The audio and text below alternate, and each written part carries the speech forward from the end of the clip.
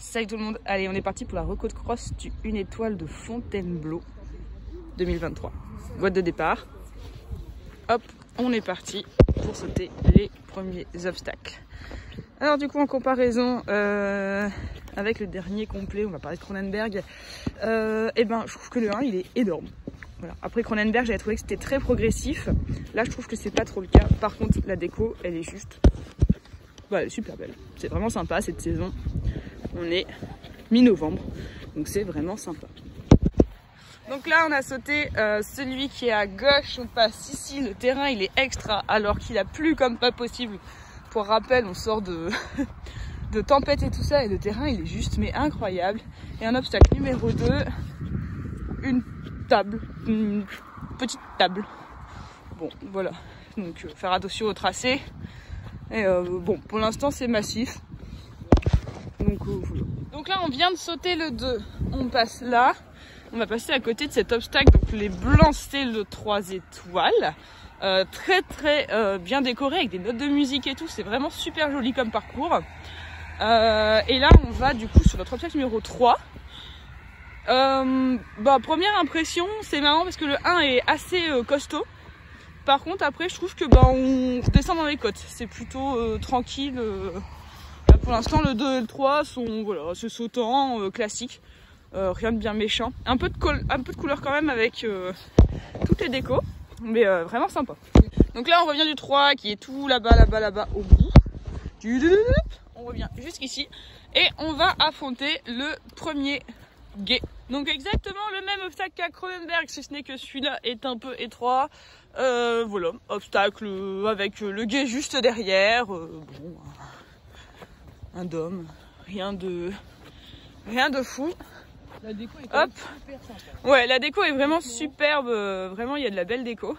Donc on vient de là-bas au bout, on traverse le gué, on passe ici, le terrain est toujours excellent. Je veux dire la vérité, pour aller sur le 5, bon, pour l'instant pas de grosses difficultés en vue, c'est plat, c'est voilà, c'est encadré ou c'est long. Donc là on a sauté celui de là-bas, on vient ici passer, hop, là derrière l'arbre, pour aller sauter une combi. Donc la première combi qui va nécessiter vraiment de la conduite, puisque ici nous avons le tronc qui bloque un peu le passage, donc on va être obligé en fait de venir dessiner, parce que c'est vrai que à première vue faire biais sur le premier pour aller sur le deuxième ça aurait été plus simple, mais là voilà, le parcours est monté de manière à ce que ce soit pas forcément possible. Donc là le 1, le A, et du coup trajectoire pour aller sur le B. Et bon après on a quand même de la place pour tourner, mais là en effet si on voit la trajectoire on voit bien qu'on est obligé de venir droit. Je veux dire l'idéal ça aurait été de le sauter un peu comme ça, mais si c'est ça faut se prendre l'arbre. Et puis il y a une petite ficelle donc on ne peut pas passer de façon devant l'arbre. Donc voilà, la trajectoire elle est un peu forcée ici, il faut sauter droit, venir dessiner pour sauter le B. Vraiment beaucoup dessiner parce que là le petit sapin qu'ils ont mis pour encadrer ça c'est du vent, hein. Donc ça sert à rien. Donc là le piège c'est vraiment le cheval qui part comme ça sur le côté. Donc voilà, combinaison, le B, A, on dessine, on vient bien dessiner, et B. Donc là c'est vraiment reprendre fort le galop pour avoir un cheval très au contrôle, pour pas se faire avoir.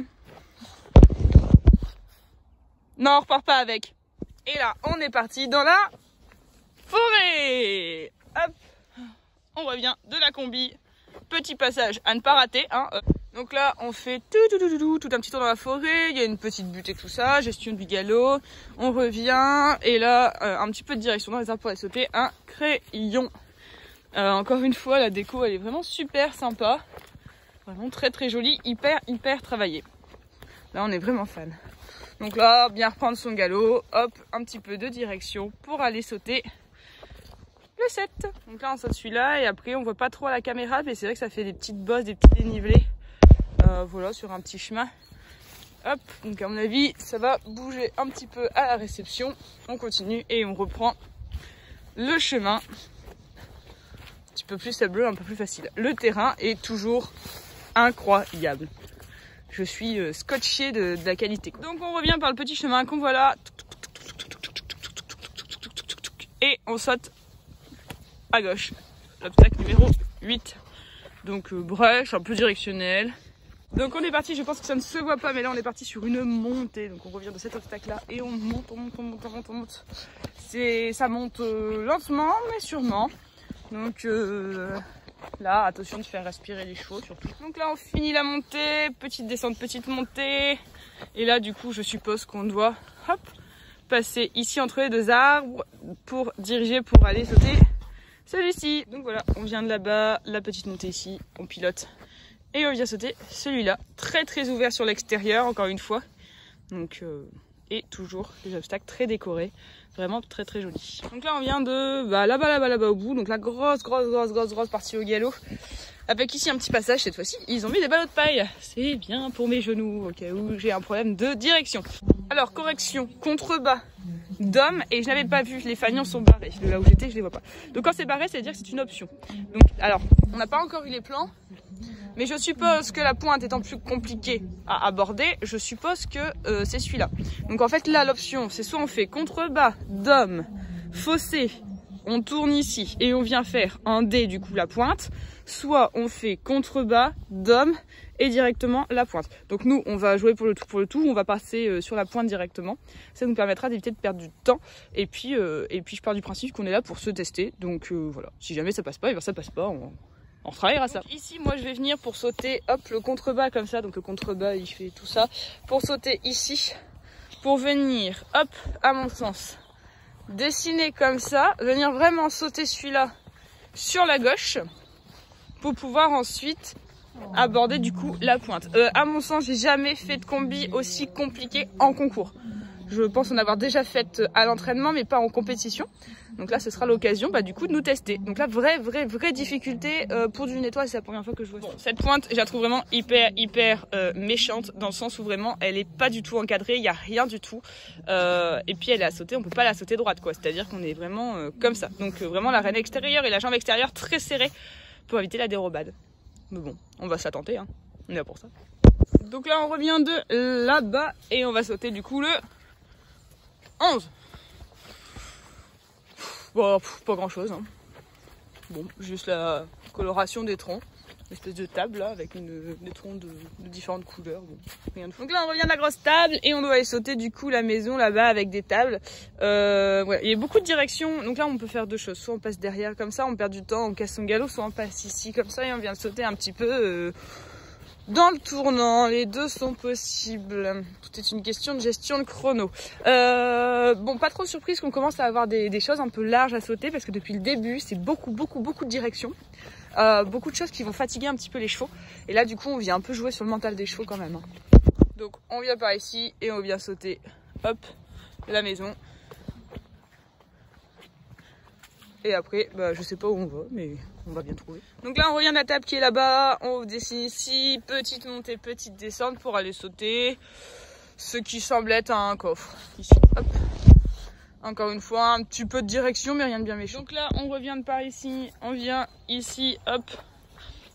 On retourne sur toujours une problématique de trajectoire. Un peu technique. Ouais. Parce que là, du coup, on vient de par là, il va falloir bien faire son tracé. La problématique n'étant pas le contre-haut, mais le brush derrière en réception. Encore une fois, les fanions sont barrés, donc on doit avoir une option. Je pense que l'option, ça doit être la brouette qui est là-bas. On va regarder ça. Donc si je comprends bien, soit on fait contre-haut, hop, on vient faire le tour comme ça pour aller sauter la brouette qui est là-bas. Donc grosse perte de temps. Soit on fait un tout droit et on vient sauter du coup un peu le triple brush qui est là. Bon, encore une fois, on est là pour se tester. Donc hormis si arriver ici c'est déjà la cata, mais si tout se passe bien évidemment on va tester les options directes. Donc voilà. On sent quand même que c'est le dernier de la saison, hein. Une fois avoir sauté la combinaison qui est ici, on est parti pour faire un obstacle un peu de volet. On va prendre un peu de galop pour aller sauter, hop, cet obstacle là. Donc là on vient de celui qui est là au milieu, on passe ici. Donc là on a quitté la forêt, on est de retour dans la plaine, 16A. Donc je suppose que c'est 16A et ensuite saut dans l'eau et sortie d'eau. On va aller voir ça de plus près. Donc ici un obstacle normalement de voler avec quand même un peu de hauteur. Mais derrière du coup On a à nouveau de la direction direction franchise. Voilà, donc baisser. Bon après avec Ferrari je pense que je vais prendre voilà, d'un galop un peu frappé, reprendre un peu de vent, faire un petit saut un peu plus en cloche pour venir ici diriger. Après Ferrari, les sauts dans l'eau c'est vraiment pas sa problématique, donc je sais que si, voilà, si on arrive un peu fort dessus ça lui posera pas de problème. Mais du coup bon, sinon profiter vraiment du tournant pour casser un peu le galop, pour reprendre vraiment de la direction, pour du coup bah contrebas dans l'eau avec obstacle sur le C. Bon, après ce contrebas dans l'eau reste toujours moins gros que celui de Wallers, donc pas de problème. Donc là, on revient de là-bas au bout, on passe ici. Là, il y a un petit truc, il faut faire attention. On va passer derrière pour éviter de lui faire un saut un peu surprise, surtout quand on arrive là vraiment sur la fin. Et on vient sauter la maison en 17. Là, à mon avis, on est sur la fin de parcours. Donc voilà, la maison, on passe ici. Et on vient finir sur un brush qui est somme toute le même que le premier approximativement, ils ont changé les couleurs quoi. Et la ligne d'arrivée. Voilà pour ce parcours de Fontainebleau, donc que je trouve très technique. Il n'y a rien qui me fait peur en termes d'obstacles massifs enfin voilà, il n'y a rien qui me fait peur à ce niveau-là, même en termes de franchise.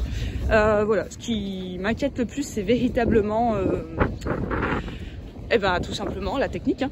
La technique, c'est très technique. Voilà, beaucoup de direction. De combinaisons à options qu'il faut tester, hein, parce que avec Ferrari, on va pas se mentir, si on fait pas un cross sans faute dans le temps, on n'a pas beaucoup de chance, vu que ça reste le cross normalement notre point fort. Donc à mon sens, c'est le cross le plus difficile que j'ai eu à faire. Peut-être Murmulsien, qui était aussi compliqué, mais on n'a pas lâché sur l'avant-dernier de Murmulsien, donc je sais pas si on va reprendre ce parcours-là en exemple, mais donc voilà. Donc pour moi, le parcours le plus technique que j'ai eu à faire, pas forcément le plus massif, mais le plus technique. Donc voilà, rendez-vous dimanche pour savoir ce que ça donne.